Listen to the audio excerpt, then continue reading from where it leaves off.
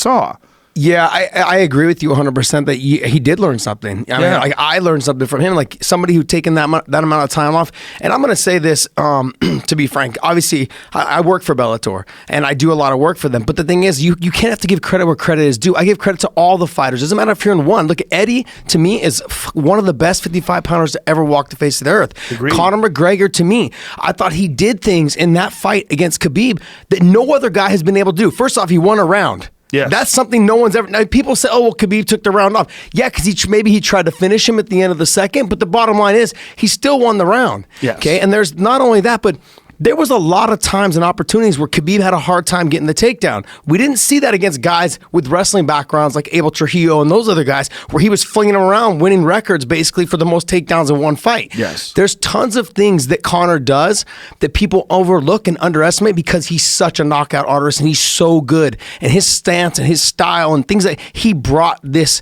to the next level. And you cannot discredit what he's done in the sport. What I learned from that is that from somebody who can take 15 months off and come back and perform the way that he did against someone like Donald Cerrone is absolutely amazing. That's what I took. Why you need guys like you doing post-fight commentary and discussing these things, not people who don't understand the sport and practice dick punches. Well, It's a different thing. It's basically Maybe he's hitting babies. Yeah, he's really hitting into punching babies. I want to ask you this though, because it was funny because I could see your face in the middle of it all. How awkward is that for you to stand between the two of them and go, "What are you guys fucking talking about?" Yeah, like, I mean, I would have preferred to talk to DC or Felder or you or anybody who understands the sport.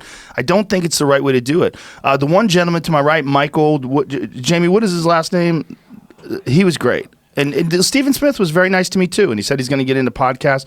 I have no problem with him as a human being. No. I just think, look, I don't know jack shit about baseball. I don't know jack shit about basketball. I literally don't even know the rules. I don't know when people foul people. I'm not sure why. I don't know what's happening. Yeah. I know MMA. I understand it. So if you want to talk about MMA, I'd like to talk to MMA about someone else who knows MMA.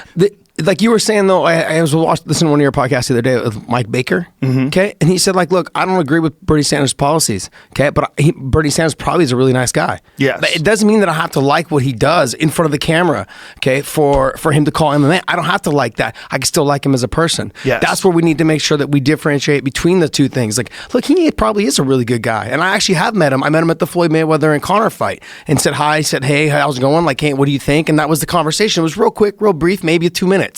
But he seemed like a nice person at that time. But when I was listening to him talk and calling Cerrone basically a quitter, to me, I lost respect in the avenue that you're not supposed to be working in our sport. Yes. Okay, and you need to make some sort of adjustment, whether it's dick punching